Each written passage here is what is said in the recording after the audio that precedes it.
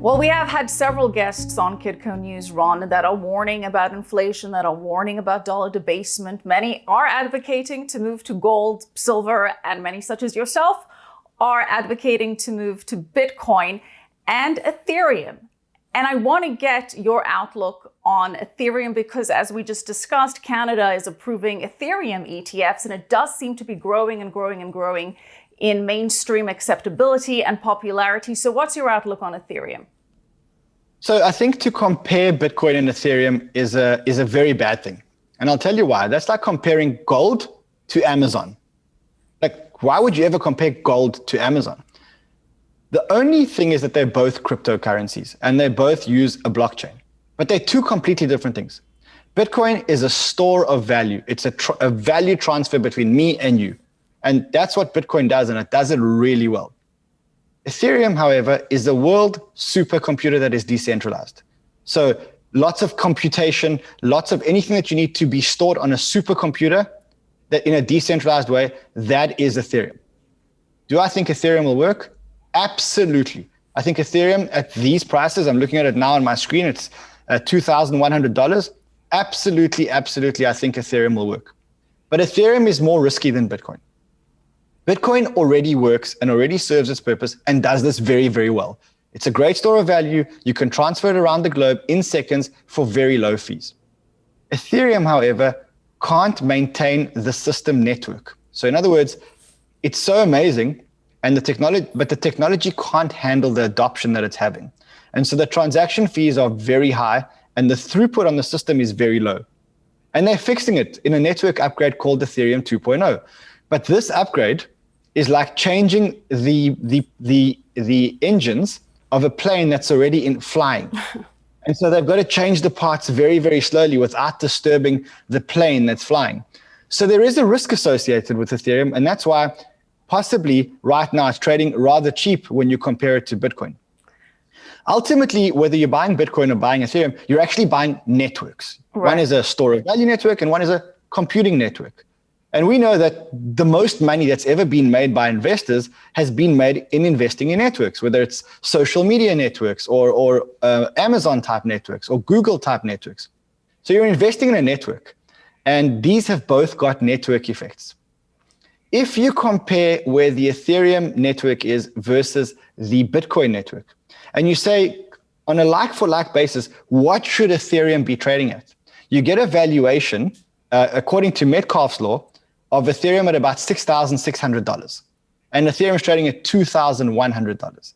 So Ethereum is very, very, very underpriced or undervalued at the moment, but there is slightly more risk with it because, like I said, it is performing a network upgrade to an existing network, and we're waiting for the outcome. I want to touch very quickly on that point where you compared the networks to social networks, because, Ron, there was a time where MySpace was the social network, and now nobody even knows what it is. So are there any altcoins, cryptocurrencies that are doing very well right now, that are very popular right now, but that you think are not going to survive in the long haul? So let's define what network effect is for your viewers. So network effect is when every additional user on the network adds value to the network in an exponential way. What does that mean? It means that if me and you are using Facebook and the third person joins Facebook, that network becomes much more valuable because there's more photos to look at, there's more status updates, there are more videos to look at. And if a fourth person joins Facebook, then that person adds value to all of us because now there are four of us that are posting statuses. That's a network. When something has the network effect, it's a rule and it's a law that it cannot be broken. There are only three things that could break it. One is government. So government intervention. If you look at Facebook, if you look at Google, if you look at all these tech giants or tech networks that have the network effect, they can't be stopped. And that's why governments are considering putting some limitations on them. So one thing is to stop network effects is government intervention. The second one is technological failure. So if the technology fails, if Bitcoin's technology fails or Facebook's technology fails, then that network can fail. And the last one is a competitor that is 10x better. So usually consumers won't swap from one network to another. But if a product comes out that is 10 times better, then they may consider swapping. Now, I could argue that when Facebook came out, it was 10 times better than MySpace. And that's why people made the jump. I could also argue that maybe MySpace never quite got that network effect or the momentum. But we do know that when things get the network effect, they can't be stopped. Now, let's bring it back to crypto. Bitcoin has the network effect. It can't be stopped unless government intervention, 10x better technology, which is not coming anytime soon, or technological failure. And it's been proven to stand technological attacks. Ethereum has the network effect and cannot be stopped.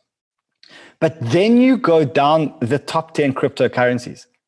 There's a coin called Binance Coin. That's the number 3 coin. That has amazing network effects, probably can't be stopped. But from that point on, all the rest are speculative and haven't really got the network effect.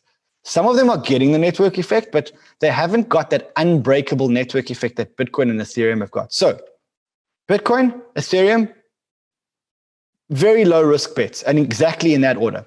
Binance Coin, great bet, slightly more risky. When you move below that, you're playing speculative assets, and what you're betting on is you're betting that they will too get the network effect and get this user adoption and this momentum and this snowball that's growing. That's what you're taking a bet on. So forget about the technology.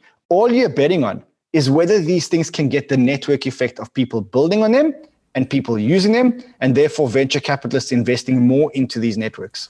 All right, so let's, before we wrap up, talk about one coin that seems to be getting the network effect, that seems to be surging in popularity lately, finding speculative investors, although arguably potentially lacking intrinsic value, and that's Dogecoin. Dogecoin. I knew you were going to do this to me.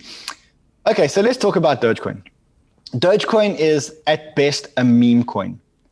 It is a useless piece of technology, which is not very secure. It was designed as a joke. It was designed as a meme. It was designed as they called it a small change coin, which was meant for me to tip you, et cetera, et cetera. So it was designed as a meme, and it was designed badly on purpose. It's an inflationary coin, which means they print more coins, a lot more coins as time goes by, like the US dollar, which is, by the way, also a meme coin.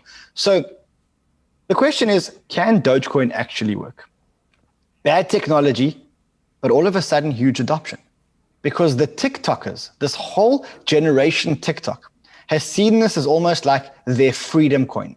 They see this as their kind of money. And they're starting to pump the coin. And in fact, if I look at the coin now, the coin has a market cap of just under $50 billion. Right. And the market cap has gone up 400% in the last 7 days. So what happens next? One of two things. One, it crashes. All these TikTokers get wiped out. And it's just another one of these pump and dump schemes, which Dogecoin has done several times since 2017. It goes up and then it somehow goes down. Or two, the TikTok generation actually starts to adopt this as their currency. So imagine all of a sudden if all these stores that wanted to appeal to this revolutionary TikTok type investor started to accept Dogecoin. And Mark Cuban's doing that with his Dallas Mavericks. He's saying, you can pay in Dogecoin. If a couple of other people, vendors, start to do this, then hey, we may have a small change currency called Dogecoin, which the TikTokers use amongst themselves. And if that happens, well, you can't stop them. For me, I'm not touching it. Why? Because there are so many other brilliant opportunities in crypto. Right. With such great upside, with very solid technology, that I'd rather be putting my money behind good technology than putting my money behind speculative adoption of something that fundamentally I can't justify. And you are putting your money behind Bitcoin, Ethereum, and Binance as your top three? Bitcoin, Ethereum, Binance, Cardano, Polkadot, Luno, Arweave. Those are my coins. We are going to have to get into the last ones you mentioned another time. But for now, Ron, thank you so much for joining us on Kitco. Thank you so much. It was so good to see you. All right. And thank you for watching Kitco News. I'm Michelle Makori. Keep it right here for more.